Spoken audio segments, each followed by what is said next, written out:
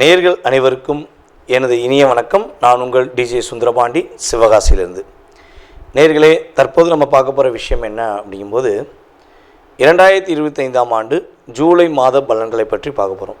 இந்த மாத பலன்கள் என்றாலே கோச்சார கிரகங்கள் எந்தெந்த ராசியில் அமர்ந்திருக்கிறார்களோ அந்த ராசியின் அடிப்படையில் உங்களுடைய ராசிக்கான பொது பலன் தான் இப்போ பார்க்க போகிற இந்த மாத பலன். அதாவது மாதம் அப்படின்னாலே இந்த மாத கோள்களாக கருதப்படுகின்ற சூரிய பகவானை தான் ஃபஸ்ட்டு எடுத்துக்கிறோம். சூரிய பகவான் உங்களுடைய ராசிக்கு எந்த இடத்தில் அமர்ந்திருக்கிறார்களோ அதன் அடிப்படையில் உங்களுடைய எதிர்கால சம்பந்தப்பட்ட அந்த மாதத்தில் நடக்கின்ற விஷயங்களை நம்ம கணக்கிடுறோம் அப்படிங்கிறது நிதர்சனமான உண்மை. ஸோ அப்படி பார்க்கும்பொழுது இந்த மாதத்தில் கிரகங்கள் எந்தெந்த நிலையில் இருக்கிறாங்க, உங்களுடைய வாழ்க்கையில் என்னென்ன விஷயங்கள்லாம் நடக்க போகுது என்பதை பற்றி நம்ம பார்க்க போகிறோம். வாங்க வீடியோக்குள்ளே போகலாம். ஸோ அதுக்கு முன்னாடி ஒரு விஷயம் சொல்கிறேன். பொதுவாகவே ஒரு வீடியோ போடுறோம்னா உங்களுக்கு உங்களுடைய ராசியில் என்னென்ன விஷயங்கள்லாம் நடக்க போகுதுன்னு சொல்லி ஃபில்ட்ரு பண்ணி கோச்சார கிரகங்களை வச்சு நம்ம உங்களுக்கு பலன் கொடுக்குறோம். ஸோ இதை நீங்கள் ஃபுல் வீடியோவும் பாருங்கள். பார்த்துட்டு உங்களுடைய மேலான கருத்துக்களை கட்டாயமாக பதிவிடுங்க. ஸோ அதே போல் ஜோதிடம் சார்ந்த விஷயங்கள் நம்மளுடைய யூடியூப் சேனலில் நிறையா போட்டுக்கிருக்கோம். உங்களுடைய நண்பர்களுக்கு, உங்களுடைய உறவினர்களுக்கு தயவு செய்து ஃபார்வர்ட் பண்ணுங்கள். அதே போல் பார்த்திங்கன்னா இன்னொரு விஷயம், நம்மளுடைய யூடியூப் சேனலை சப்ஸ்கிரைப் பண்ணாதவங்க சப்ஸ்கிரைப் பண்ணிக்கோங்க. ஏன்னா வீடியோ போட்டோடனே உங்களுக்கு உடனே லிங்க் உங்களுக்கு சப்ஸ்கிரைப் பண்ணோடனே உங்களுக்கு நோட்டிஃபிகேஷன் வரும், நீங்கள் வீடியோ பார்க்கலாம். ஓகேவா? மேலான ஆதரவு கொடுத்துக்கிருக்கீங்க, இன்னும் நீங்கள் ஆதரவு கொடுக்கணுங்கிறக்காண்டி தான் ஸோ என்னுடைய வேண்டுகோளை வச்சுருக்கேன். இப்போ நம்மளுடைய ராசிக்கான பலன்களை பார்க்கலாம் வாங்க. கன்னி ராசி நேயர்களுக்கு 2025ஆம் ஆண்டு ஜூலை மாதம் கோச்சார கிரகங்கள் கொடுக்கின்ற மாற்றங்கள் என்ன? கன்னி ராசியில் எந்த கிரகமும் இல்லைங்க. சூப்பருங்க, தெளிவாக இருக்கீங்க. நீங்களாக இருக்க போகிறீங்க. இவ்வளோ நாட்களாக கேது பகவான் அமர்ந்து உங்களுடைய வாழ்க்கையில் நிறைய மன அழுத்தத்தை கொடுத்துட்டாரு. அதாவது கன்னி ராசிக்காரங்க பார்த்திங்கன்னா பொதுவாகவே நீங்கள் எப்படின்னா பல நபர்களுக்கு புத்திமதி சொல்லிக்கிட்டே இருப்பீங்க. ஆனால் உங்களோட புத்தியை கடன் கொடுத்துட்டு நீங்கள் உட்காந்து யோசிச்சுருப்பீங்க. என்ன பண்ணலாம், நம்ம எப்படி பண்ணலாம், எப்படி சமாளிக்கலாம் அப்படின்னு யோசிச்சுக்கிட்டே இருப்பீங்க. ஸோ அப்போ மொதல் விஷயம் என்னென்னா, இந்த புத்திமதி சொல்வதை நிப்பாட்டுங்க. யாருக்குமே ஐடியா கொடுக்குறத நீங்கள் நிப்பாட்டிட்டீங்கன்னா உங்களுடைய என்ன சொல்லுவோன்னா அத்தனை விதமான செயல்பாடும் வைப்ரேஷனாக நிற்கும். முன்னாடி காலங்களில் பார்த்திங்கன்னா ஒரு விஷயம், இந்த சித்தர்கள் யானைகள் எல்லாமே அதிகமாக பேச மாட்டாங்களாம். ஏன் பேச மாட்டாங்கன்னா, அவங்கள பொறுத்தளவு அந்த மௌனம் அப்படிங்கிறது அவங்களுடைய ஆளுமை சக்தியை அதிகப்படுத்துமா. அதே மாதிரி தான் நம்மளுடைய மிதுன ராசிக்கு சொல்வது என்னென்னா, மிதுன ராசிக்கும் கன்னி ராசிக்கும் இது கரெக்டாக பொருந்தும். ஏன்னா 2 ராசிக்கு அதிபதியே புதன் பகவான் தானே. ஸோ அப்போ கன்னி ராசிக்கு மெயினாக எடுக்கக்கூடிய விஷயங்களில் உங்களுடைய புத்தி ஆற்றலை வெளிப்படையாக யாரிடமும் சொல்லாதீங்க. யாருக்கும் அவங்களுடைய வாழ்க்கையில் சேஞ்சஸ் ஏற்படுத்தணுங்கிறக்காண்டி நீங்கள் முயற்சி எடுத்து அவங்களுக்காக ஃபுல் பிளானை போட்டுட்டு உங்கள் பிளானை தோற்றுறாதீங்க. இதெல்லாம் நீங்கள் கடைப்பிடிக்க வேண்டிய விஷயம். கரெக்டாக கடைப்பிடிச்சிங்கன்னா வெற்றி உண்டு. இந்த மாதம் உங்களுக்கு அப்படியே ஃபுல் பிளாங்க் அப்படிங்கிற மாதிரி எடுக்கிற விஷயங்களில் எந்த தடையுமே இல்லாத நீங்கள் உங்களுடைய நோக்கத்துக்கான முயற்சியில் வெற்றி பெறுவதற்கான அற்புதமான மாதம். உங்களுடைய ராசிக்கு கரெக்டாக 6ஆம் இடத்துல ராகு, உங்களுடைய ராசிக்கு 7ஆம் இடத்துல சனி பகவான், உங்களுடைய ராசிக்கு 9ஆம் இடத்துல சுக்கிர பகவான் இந்த மாதம் இறுதி வரையும், அப்புறம் தான் 10ஆம் இடத்துக்கு வராரு. அதே போல் உங்களுடைய ராசிக்கு 10ஆம் இடத்துல சூரிய பகவான், குரு பகவான் துவக்கத்தில், சூரிய பகவான் உங்களுடைய ராசிக்கு 11ஆம் இடத்துக்கு கிட்டத்தட்ட பார்த்திங்கன்னா 17ஆம் தேதிக்கு அப்புறம் உள்ளே வந்துடுறாரு. உங்களுடைய ராசியின் அதிபதியே 11ஆம் இடத்துல உட்காந்துருக்காரு. 12ஆம் இடத்துல செவ்வாய் கேது. இந்த செவ்வாய் கேது ராகு இந்த விஷயம் சனி 7ஆம் இடத்துல இருக்குது தான் சின்னதாக அழுத்தம். அதை தாண்டி மற்ற கிரகங்கள் உங்களுடைய வாழ்க்கையில் நிறைய அற்புதமான விஷயங்கள் செய்ய போகிறாங்க. இந்த மாதம் உங்களுடைய பொருளாதார விஷயங்களில் ஒரு முன்னேற்றம் ஏற்படும். ஒவ்வொரு செயல்பாடுகள்லையுமே நீங்களே உணர்வீங்க, பரவாயில்லையே கடந்த மாதத்தை விட இந்த மாதம் நம்ம சூப்பராக இருக்குமே, ரொம்ப ஒரு சேஞ்சஸ் இருக்கே அப்படின்னு சொல்லக்கூடிய அளவுக்கு உங்களுக்கு லைஃப்பில் ஒரு சேஞ்ச் ஏற்பட போகுது. உங்கள் முழு மனது என்ன யோசிக்குதோ என்ன விஷயத்தை எதிர்பார்த்து நீங்கள் காத்திருக்கீங்களோ அதை நிறைவேற்றக்கூடிய ஒரு அற்புதமான சூழ்நிலைகள் உண்டு. எதிர்பார்த்த இடத்துலேருந்து பணம் வரும். எங்கேயா பணம் கொடுத்துருக்கீங்கனாலும் அந்த பணம் வரலன்னு சொல்லி தடைப்பட்டிருக்குன்னு யோசிச்சிங்கன்னா அந்த பணம் உங்களுக்கு கிடைப்பதற்கான வாய்ப்பு உண்டு.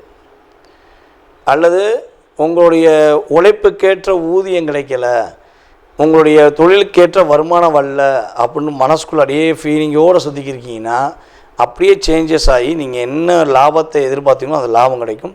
என்ன உயர்வை எதிர்பார்த்தீங்களோ அந்தளவுக்கு பொருளாதாரத்தில் ஒரு உயர்வு ஏற்படும் என்பது உண்மை. நம்மளுடைய கன்னி ராசி நேயர்களுக்கு இந்த ஜூலை மாதத்தில் பெரியவர்களுடைய ஆசீர்வாதம் கிடைக்க போகுது. பெரியவர்களுடைய ஆசீர்வாதம் அப்படின்னா உங்களுடைய தாத்தா பாட்டியாக இருக்கலாம், அல்லது உங்களுடைய ஆசிரியர் பெருமக்களாக இருக்கலாம், இல்லை உங்களுடைய ஊர்லேயே ஒரு உயர்ந்த நபராக இருக்கலாம். நீங்கள் எதிர்பார்த்து மதிக்கக்கூடிய நபர்களில் ஒரு உயர்ந்த நபர்கள் உங்களுக்கு ஒரு ஆசீர்வாதம் கொடுத்து உங்களுக்கு ஆதரவாக நான் இருக்கேன், நீ கவலைப்படாத அப்படின்னு சொல்லி உங்களுக்கு உறுதுணையாக இருந்து உங்களுடைய தடைகளை விலக்கி நீங்கள் வெற்றி பெறுவதற்கான வாய்ப்பை பெரியவர்களின் ஆசீர்வாதம் மூலமாகவோ ஆதரவுகள் மூலமாகவோ நம்மளுடைய கன்னிராசினியர்கள் உறுதியாக பெறுவீங்க. பெறக்கூடிய அளவுக்கு கிரகங்களுடைய ஏற்றம் இருக்கிறது என்பது உண்மை. இவ்வளவு நாட்களாக கடந்த காலங்களில் இழுத்துக்கோ பறிச்சுக்கோன்னு சொல்லி பிடிச்சி வச்சு இழுத்துக்கிட்டு எப்படியாவது அதை பிடிச்சிட மாட்டோமா அப்படின்னு சொல்லி அப்படியே பிடிச்சி தொங்கிக்கிட்டு இருக்கீங்க. அதை கடைசி பாயிண்டில் நிற்கிறீங்க, இதை விட்டுட்டா கீழே விழுந்துருவோம் அப்படிங்கிற மாதிரி கடைசி பாயிண்டில் இருக்கீங்கன்னா அந்த பாயிண்ட் அப்படியே அப்டேட் ஆகி நீங்கள் ஒரு அப்பில் உட்காந்து நீங்கள் அந்த இழுத்துக்கோ பறிச்சுக்கோங்கிற பிரச்சனையிலேருந்து வெளியே வருவீங்க. இழுபெரியான விஷயங்கள் எல்லாமே தடைகளை விலக்கி சாதிக்கக்கூடிய அளவுக்கு செயல்பாடுகளில் மாற்றம் உண்டு. கன்னி ராசி நேயர்களில் யாராவது வெளிநாடு செல்லணும்னு முயற்சி எடுக்கிறீங்க அப்படின்னா வெளிநாடு பயணங்கள் மேற்கொள்வதற்கான ஒரு அற்புதமான சூழ்நிலைகள் கிரகங்கள் கொடுக்கின்றன.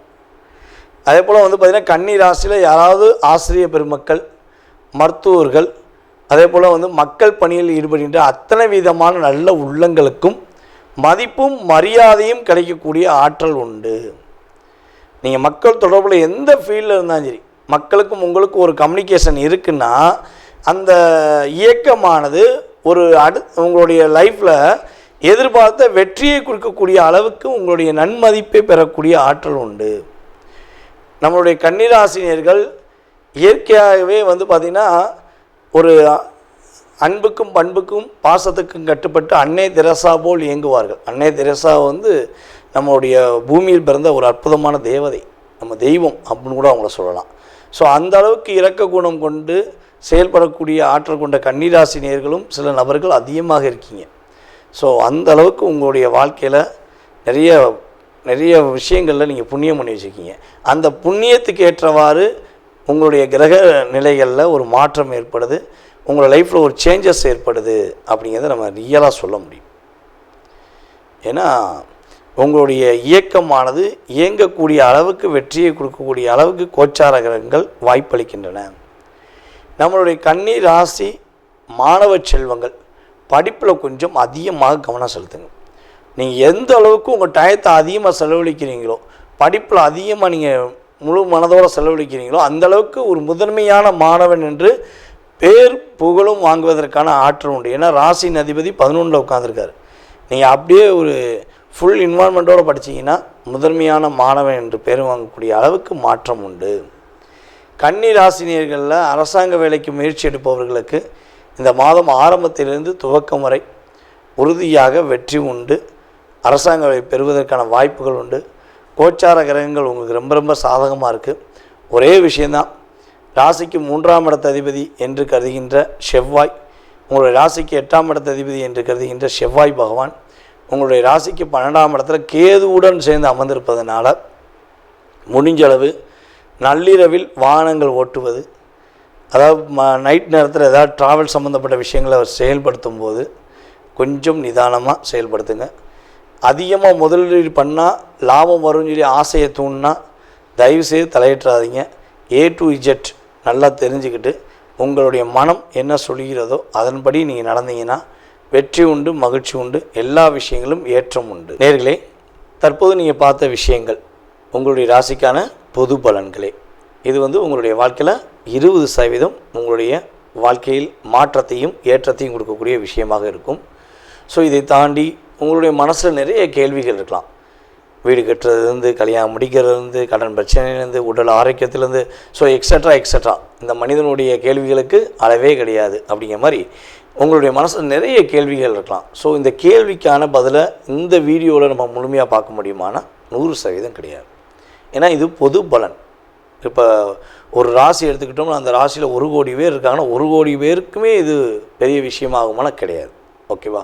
ஸோ அப்போ உங்களுடைய சுய ஜாதகம், உங்களுடைய லக்னம், உங்களுடைய கிரக அமைப்பு ரீதியாக உங்களுடைய நட்சத்திரம், உங்களுடைய ராசியின் அடிப்படையில், அதே போல் உங்களுடைய தசா புத்தி அடிப்படையில் இப்போ உங்களுக்கு என்ன தசா நடக்குது, என்ன புத்தி நடக்குது, ஸோ கடந்த காலங்களில் உங்களுக்கு என்னென்ன நடந்திருக்கும், எதிர்காலத்தில் என்ன நடக்க போகுது அப்படிங்கிறத மிக துல்லியமாக தெரிஞ்சுக்கணும்னு நீங்கள் விருப்பப்பட்டால் கீழே உள்ள நம்பருக்கு நீங்கள் என்ன பண்ணுங்கன்னா மேக்ஸிமம் வாட்ஸ்அப்பில் எஸ்எம்எஸ் போட்டு விடுங்க.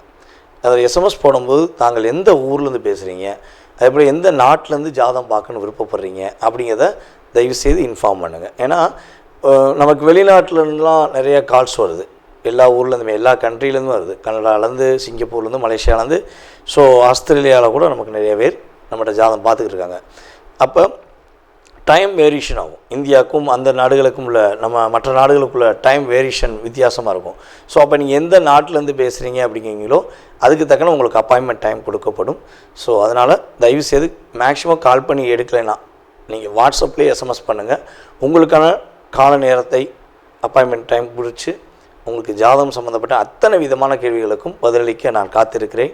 மேலும் உங்களுடைய மேலான ஆதரவை கொடுத்த எங்களுடைய ரசிக பெருமக்களுக்கும் அன்பு நேயர்கள் உங்களுக்கும் என்னுடைய பணிவான நன்றியை கூறி விடைபெறுகிறேன். நன்றி, வணக்கம்.